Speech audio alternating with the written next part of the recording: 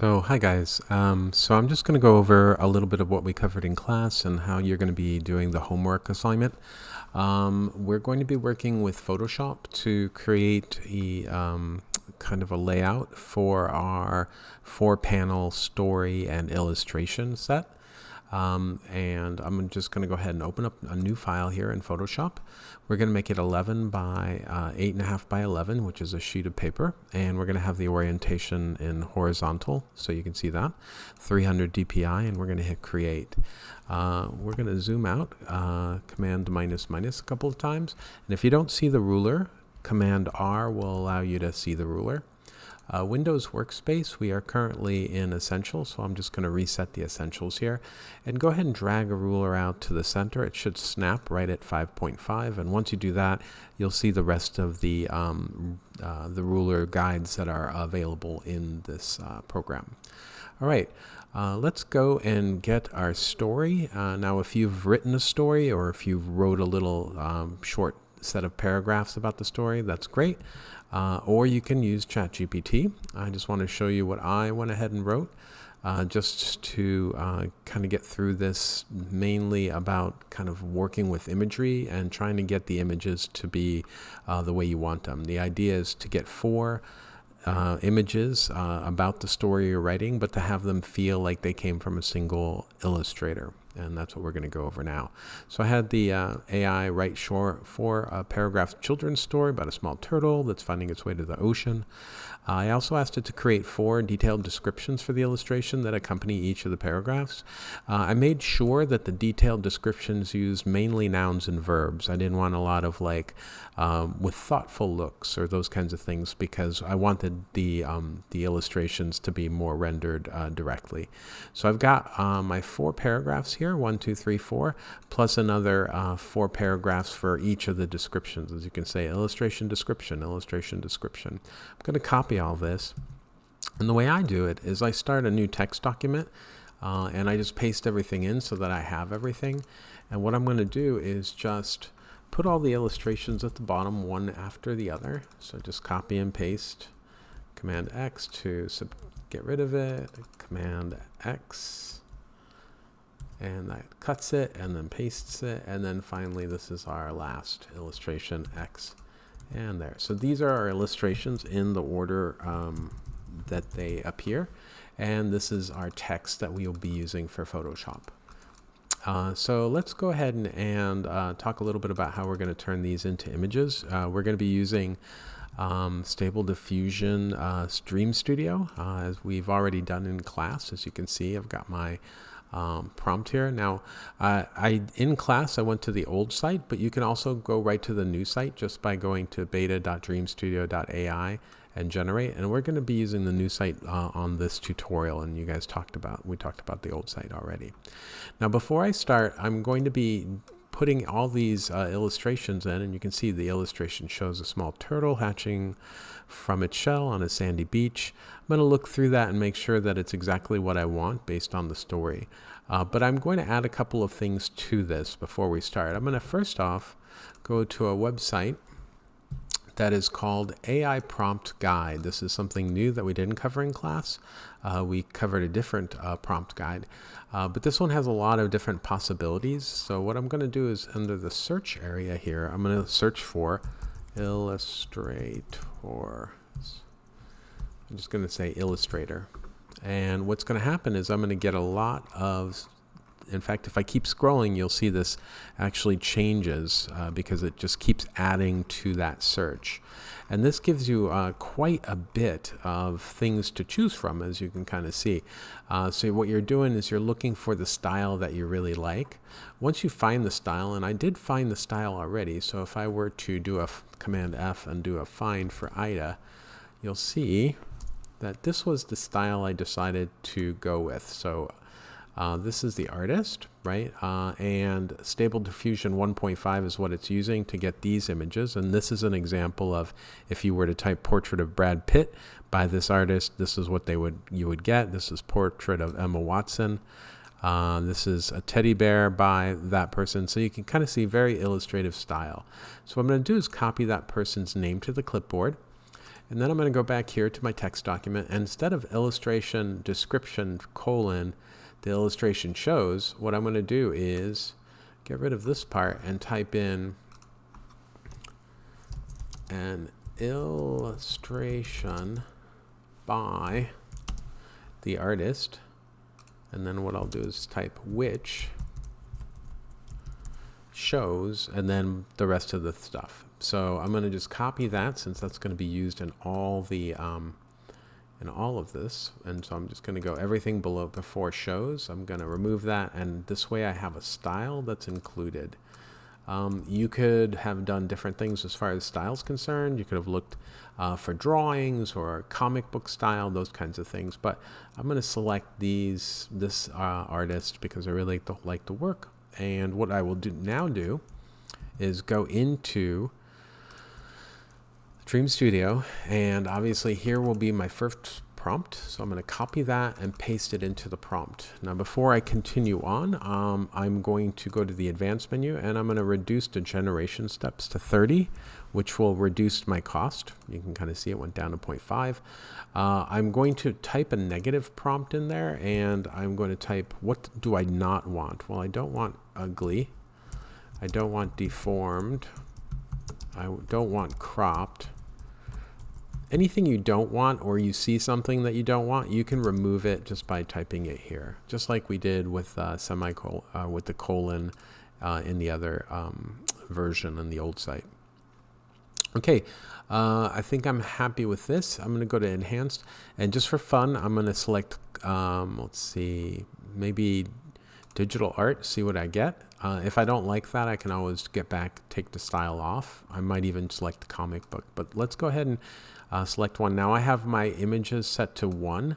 You might have it set to 4, but because I have it set to 1, it'll be like I can make a decision right away whether or not this is acceptable. So I'm going to go ahead and hit the dream button, and it's going to dream the image into existence. I really like what I'm seeing here.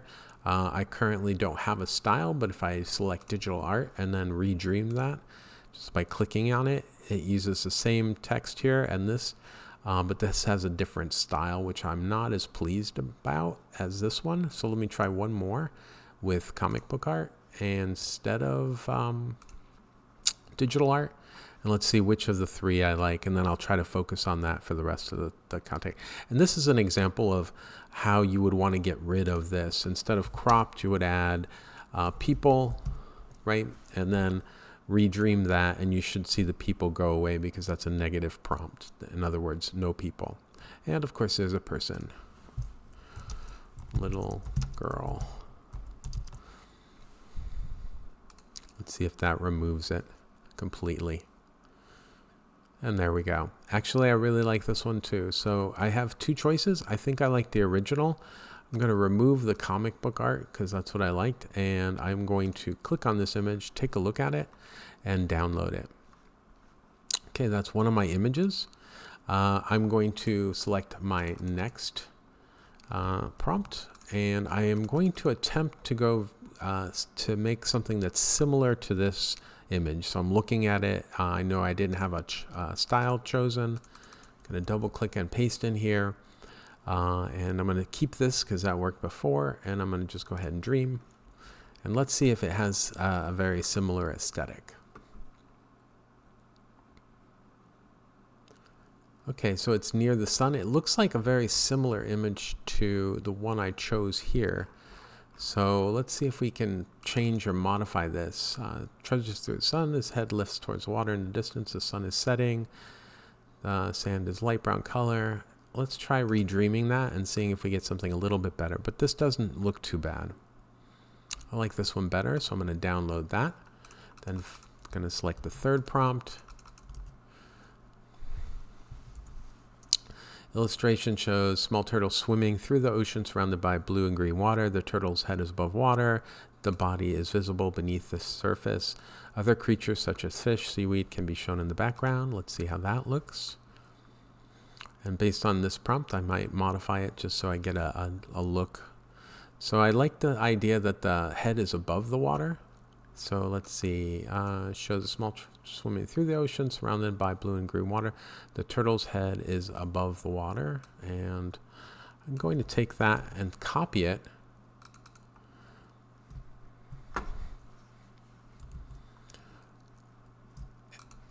And I'm going to copy and select that first sentence, and I'm going to select an illustration which shows a small turtle swimming through the ocean, and I'm going to get rid of the surrounded by green water, and the turtle's head is above the water. Let's see if I removing that through the ocean. The closer you have something to the front, the more focused it becomes.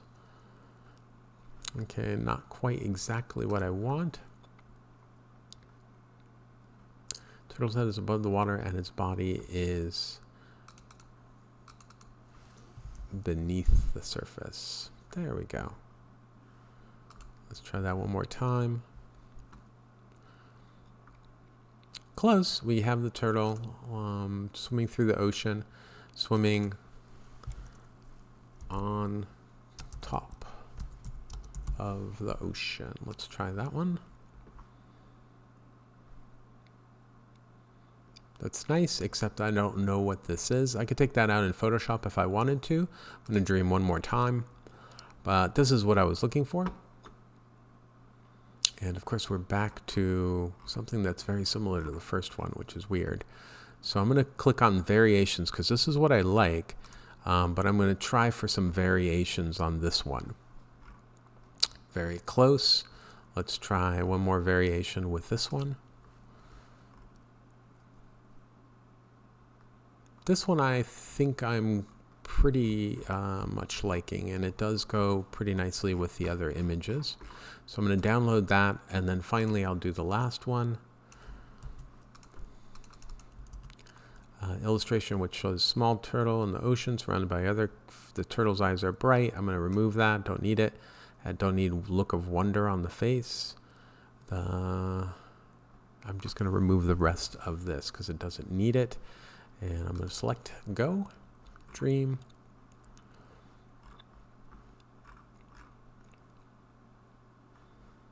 Oh, and I'm going to remove the image that just happened to show up here. And I'm going to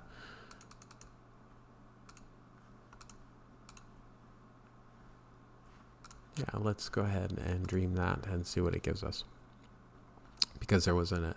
This looks pretty good. A little bit colorful, right? So let's try dreaming again.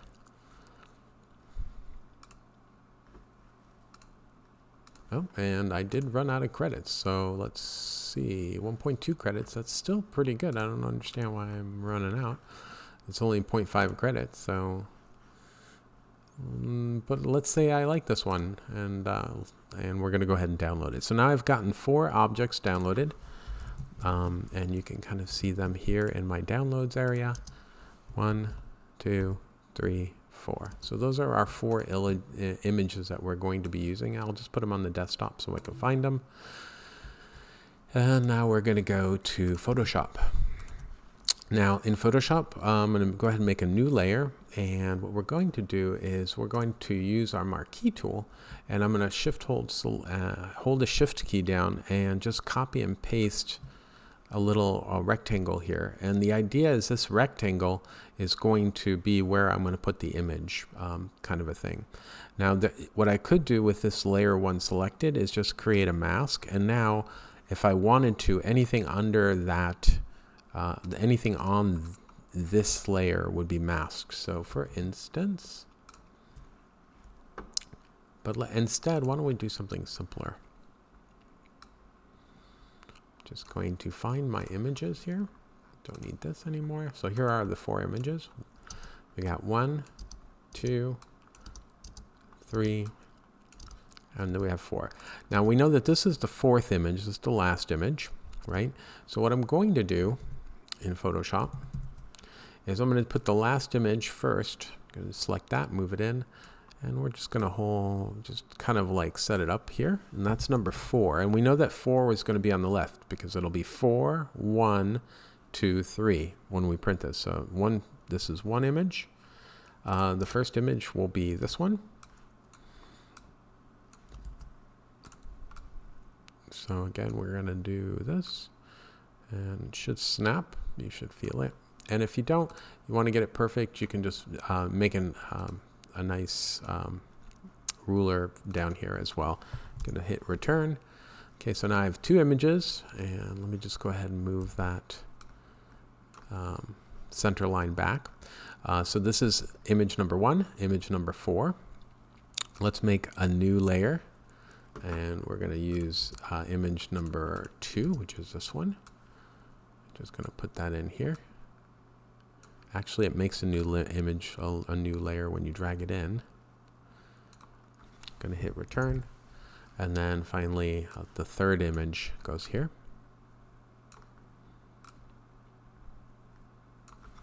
Okay. So this is page number 3. This is page number 2. This is page number 1. And this is page number 4. And remember, 1 and 4 will be on at the same time, and 2 and 3. So I'll turn these off so you can see 1 and 4. And that's what's on. I'm going to throw this stuff away. I don't need it. Have a nice white background. So let's start by adding some text. So we're going to hit T for the text tool, or we're just going to jump to the text tool here. I'm going to click, hold, and drag to create a text box.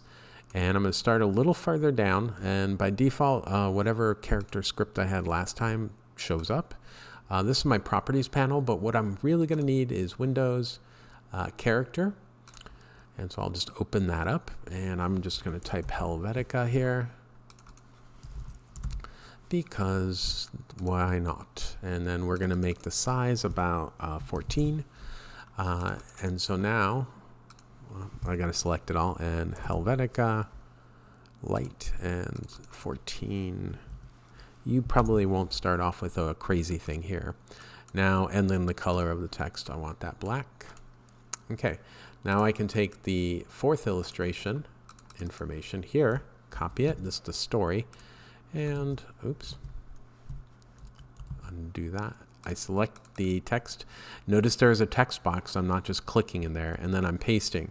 As long as you have a text box, it'll actually keep it nicely conformed within that box. So if you change the box, you can kind of see what it's doing. And what I'm going to do is increase the size of the text until it kind of fills up that space. So I'm pretty happy with the size of 20 points. And let's see how that works for the rest of it. Now I'm going to duplicate this by option dragging and holding the shift key down so it stays in line. So now I have 2 text boxes that are identical in as far as style is concerned. And I know this is number 1, so I'm going to go to my text edit and select Once Upon a Time There Was a Turtle. Paste that in. And I'm going to paste it without the formatting.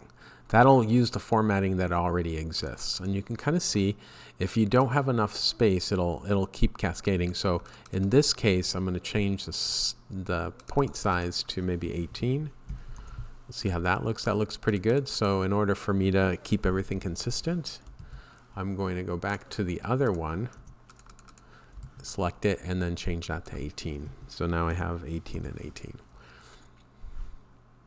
Okay, so this is the first spread. This is page 1 and then page 4. And so this would be printed as a single thing. And so if I want everything printed as a single thing, I'm going to take this layers panel out so you can see what I'm doing. I'm going to select all the things, all these things, and I'm going to put them into a group and call this page 1. Right? And now I can turn this off if I wanted to, and then I could do a page 2 for the rest of it. Now, because I'm here, I'm just going to take this Once Upon a Time thing and jump it to a new layer and move that out of the page 1 so that I have some extra copy here. So I'm going to turn off page 1.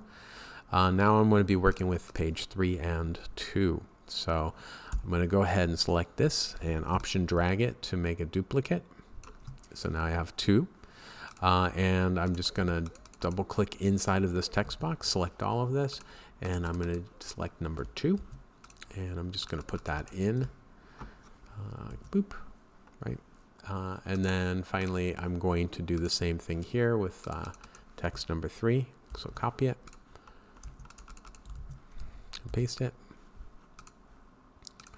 Okay. And then I'm going to collapse everything here, select it all with a shift key, use my new group, and call this page 2, right? And at this point, what we can do is we can actually you can see you could turn one page set on and then another page set on, right? And I'm just going to export our first page. So go to File, Save As, or Save a Copy on my computer. And I'm going to call this page 1. And I'm going to save it as a JPEG right here. And saving it to my computer, largest size, hitting OK. Now I'm going to turn on page 2, right, and go to File, Save, Copy, because that's what I'm going to do on my computer. And I'm going to call this page 2, and I'm going to make it a JPEG. Make sure they're both the same thing. Notice that one says JPEG as well. I'm going to save that as a JPEG. Okay, and now in order to print this, I will open those 2 pages up, and you can see them right here, page 1 and page 2. Right? So I'm going to open up page 1 first and then page 2, Command O. And I'm going to open them both at the same time by selecting both and making sure this one is on top and this is on the bottom. So I'm going to Shift select both of these in Preview, go to File, Print, and I'm going to make sure my quality is set to 1200 color because we're using the Mulberry Lab printer here. I am going to make sure everything looks good here. It does. We talked about in class the finishing, making sure that the short edge binding is where it flips it so that it's all oriented correctly, right? And everything looks visually good here. So I'm going to hit the print button, and I'll be back in a second and see what I got.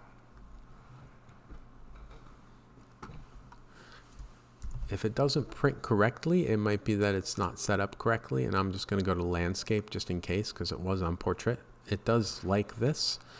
I can actually scale it to fit or scale it here to kind of to make it smaller so it doesn't trim anything off. So those are some things, and now I'm going to take a look at what I've got.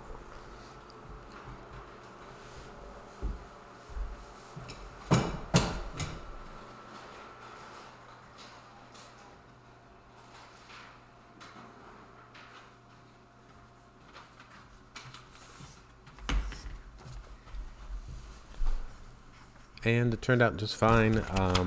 Looking at it, page 1, page 2, page 3, and page 4 all look perfectly fine. And when I fold it in half, everything appears okay.